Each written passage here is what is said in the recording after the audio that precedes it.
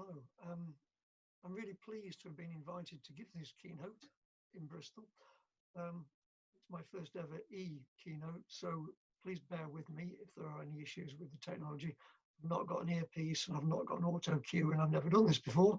So I dare say we're all having to learn new things, aren't we, at the moment? My name is Charles Rawding. I currently run the Geography PGC at Edge Hill University. And I'm going to talk to you about the Anthropocene and what I would regard as a huge opportunity for geographers to reunite the subject, to bring together those disparate elements of physical, human and environmental geographies under, if you like, an umbrella, a catch-all term, which is the Anthropocene. So to put that into a little bit of context, I'll perhaps firstly say, I'm going to do this in two halves. I'll give you a chance to get some kind of popcorn and milkshake or whatever in the interval, but just to keep the file sizes reasonable. I'll also be providing the PowerPoint so that when I talk about authors and so on, behind the slides, there are references to the various people I'm talking about. And indeed, the ultimate slide of the PowerPoint is a reading list. So should you want to follow anything up from this particular lecture, there should be plenty of opportunity for you to do so. So, why the Anthropocene? Well, when I interview PGC trainees quite regularly, I always ask them to define geography. And quite often, the answers are basically a list of the modules that they've studied at university, which I would regard as completely inadequate. I mean, to be fair, many trainees give good answers. But those that list their modules highlight to me an issue that we all face as geographers, and that is the disparate nature of the subject, which leads us to us having an image problem. It leads to specialists describing themselves as demographers or geomorphologists or this, that, and the other. Very few of them actually use the term geographer. And unlike, say, history, we therefore have an image problem and an issue there in terms of its wider applicability within society. In terms of what my definition of geography, my favourite one is probably Ron Johnson's, who describes it as the study of the earth as the home of humankind. It's kind of cited in the old GA manifesto of a different view. And I hope that by the end of this presentation, you'll agree with me that anybody who says that they're a physical geographer or a human geographer, well, that's basically conceptually inadequate. So start then by talking about the structure of the lecture. I'm going to start by defining the Anthropocene, and I should say at this point that it's a contested concept. And if you want to hear the contested argument, then I suggest you have a chat with Celia Tidmarsh, who I'm sure many of you know. We've had plenty of discussions about this, but I'm going to take the Anthropocene from a geographical and from a geography education perspective as being a given. We'll talk about that first. Then I'm going to look in terms of how that might apply in relation to physical, environmental, and human systems. Before, in the second part, and I've just realised that for reasons best known to Bill Gates, that should read numbers 1, 2, 3, and 4, and it doesn't. It does on my notes, but not there. So number 1, the second number 1, and number 2, it should be 3 and 4. I'm going to talk about those in the second part of the filming. So then I'm going to talk about big geographical questions using Rachel Lofthouse's idea to bring together the subject and get kids thinking geographically. We're finally looking at future geographies, and the kind of stuff that David Hicks has talked about. So first off, a quick plug for the book. I'm sure many of you know Mark Jones. I've got a chapter in that book entitled Unifying Geography, the Anthropocene and the Global, which I would recommend you read, wouldn't I? But the whole book is well worth having a look at if you haven't done so already. So, defining the Anthropocene then, where do we start? Well, I quite like James Lovelock's writings anyway, but there's a quote from him saying change is a normal part of geological history. The most recent was the Earth's move from the long period of glaciation to the present warmish interglacial. Excuse me. What is unusual about the coming crisis is that we are the cause of it. And nothing so severe has happened since the long hot period at the start of the Eocene 55 million years ago. We are the cause of it. So where does the Anthropocene fit in all these things? Well, there we are, sat on the top of a whole series of geological epochs. Currently, this is a formal proposal for recognition which will go to the International Geological Congress in 2020. But I don't want to get too hung up in the complex and important debates that are going on within geology. I want to use the concept rather more loosely than that. And I think Noel Castrie's definition there is quite a useful one. He says it's the first geological epoch where a step change in Earth's surface conditions has been caused, albeit unintentionally, by people's combined activities. The Anthropocene concept thus includes, but also transcends, the idea of anthropogenic climate change. Carrying on in terms of definitions, and don't worry, there'll be some pictures on some of the slides that are coming up soon. It's the epoch where the human components of the Earth system is large enough to affect how it functions. When the scale of the human impact is that large, the corresponding solutions to major human problems will often end up being large, and so may have unintended consequences. It's an important key thing there, unintended consequences for the Earth system and for us. And many of those dramatic changes can be tracked really back to the last 50 years, or at least since the end of the Second World War. When you look at those graphs, and it doesn't matter kind of which one you take, there's been a substantial shift since 1950. And this has been termed the Great Acceleration. So that humans have had so much more of an impact in the last 70 years than they have in the preceding however many millennia. Monbiot talks about what he terms shifting baseline syndrome, the idea that we try and restore things to how we remember them in our nostalgic past, rather than looking at the historical record. And given that there are very few of us alive today with clear memories pre-Second World War, then there is a danger that we don't look back far enough. And those graphs show you that the change has been very, very significant within our own lifetimes. As I said before, the Anthropocene is a contested concept, and there's a couple of articles if you want to pursue that particular debate in order to give you a little bit more of an idea. I'm going to recommend a couple of books as well in a few slides' time. I'm busking this bit and I've picked the wrong one out.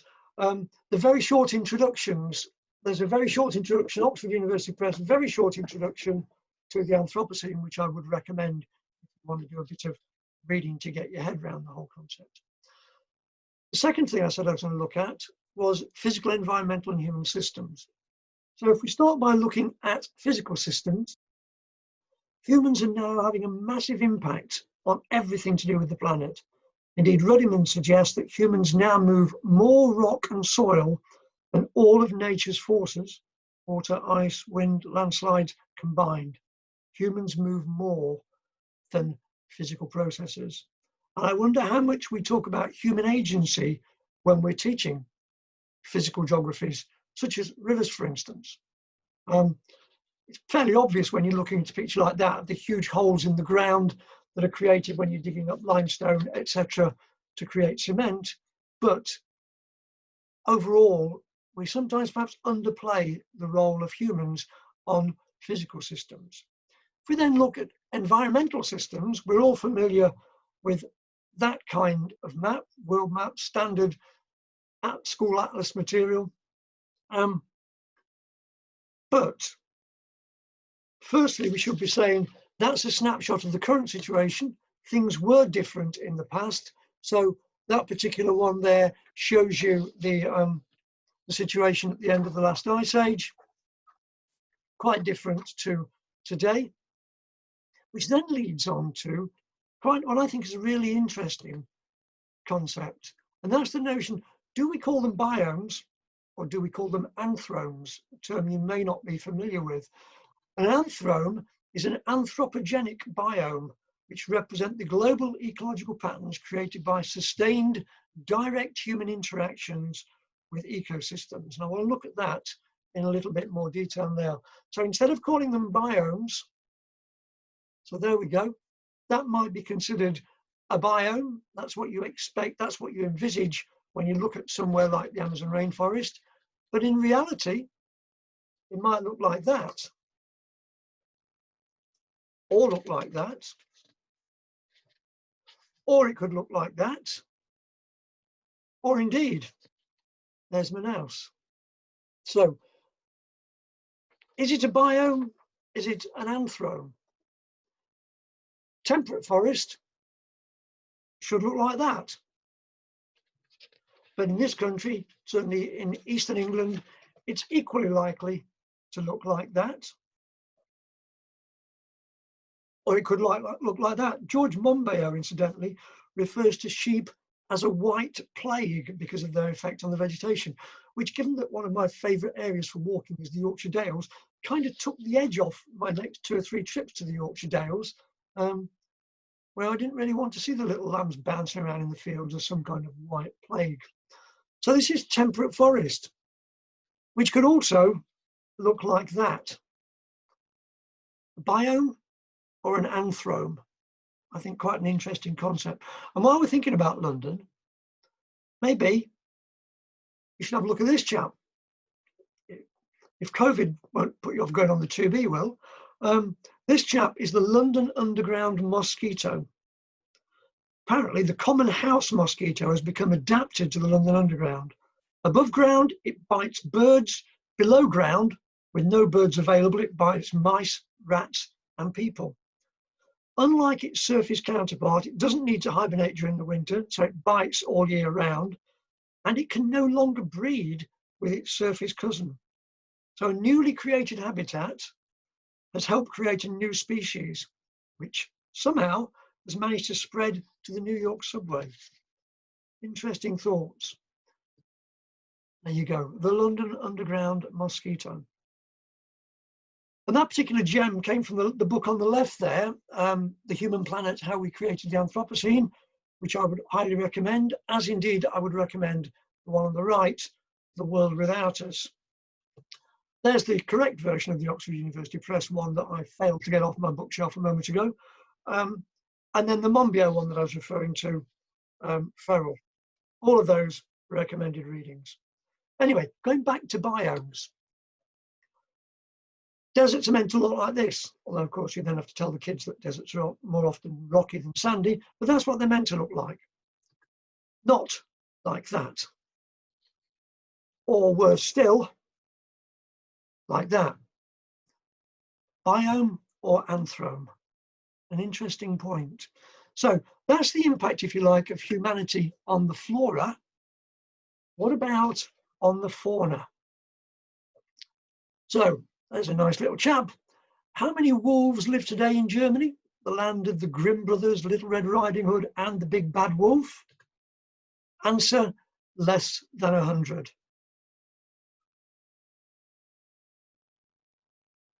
How many dogs live in Germany? And at this point, if you were a live audience, I can guarantee that somebody would be saying, oh, it don't work in an e-lecture, does it? How many dogs?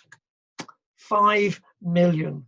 Okay, so we've got less than 100 wolves, and they're mainly illegal immigrants from Poland, and 5 million dogs. Biome or anthrome? Similarly, we've got 40,000 lions and 600 million house cats. Personally, I would prefer to have a lion to get rid of the bloody cats that charge around doing damage in my garden. That is a direct consequence of human preference.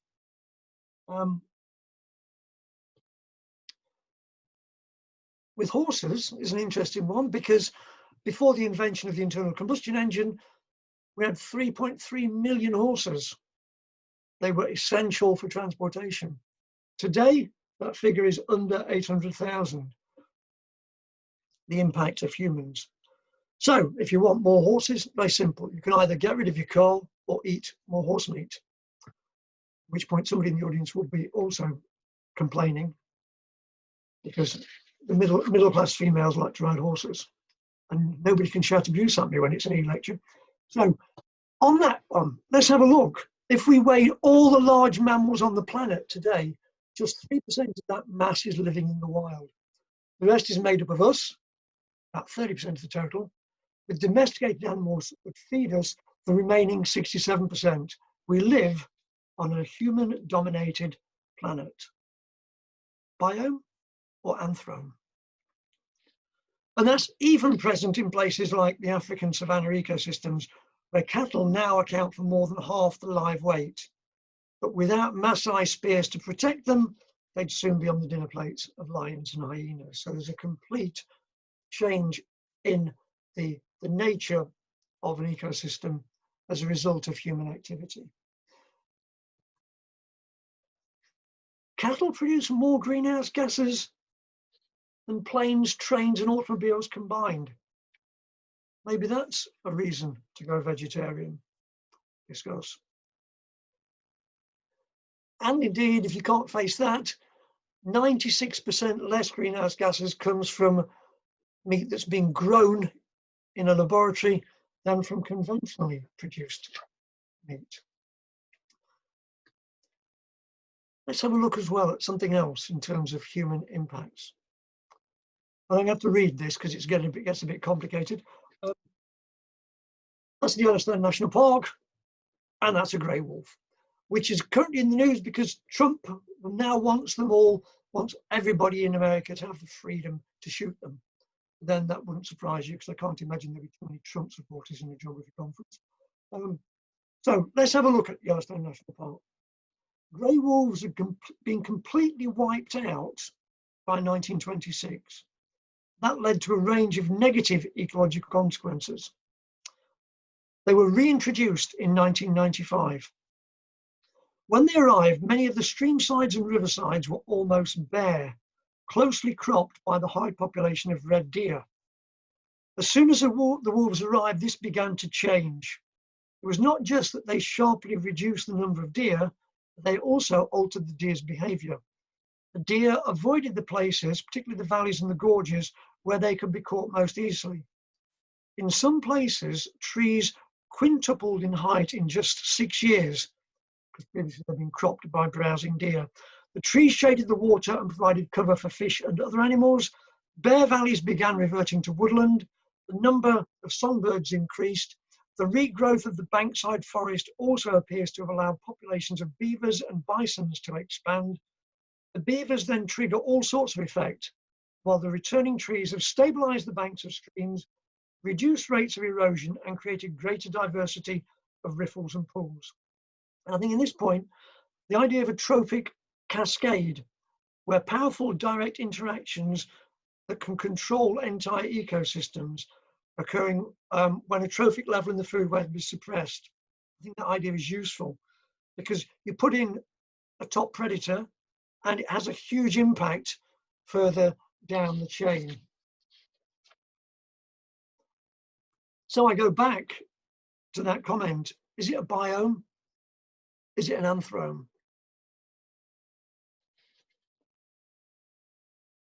And if you want the anthrome answer, then there's not that many of those maps available on Google, but there's a rather different view. That's the idealized world as if there were no people in it, and that is the reality. So we've looked so far at physical systems and environmental systems, and now I want to turn attention to human systems. And I particularly like that photo actually, which I took. I don't think you could take that photo anymore because it's a building site that I'm standing on at that point. Anyway, I particularly like David Harvey's take on this. He says, there's nothing unnatural about species, including ours, modifying their environments in ways that are conducive to their own reproduction. Ants do it, bees do it, and beavers do it most spectacularly. In the same way that there's nothing unnatural about an anthill, so there is surely nothing particularly unnatural about New York City. An interesting take on those things.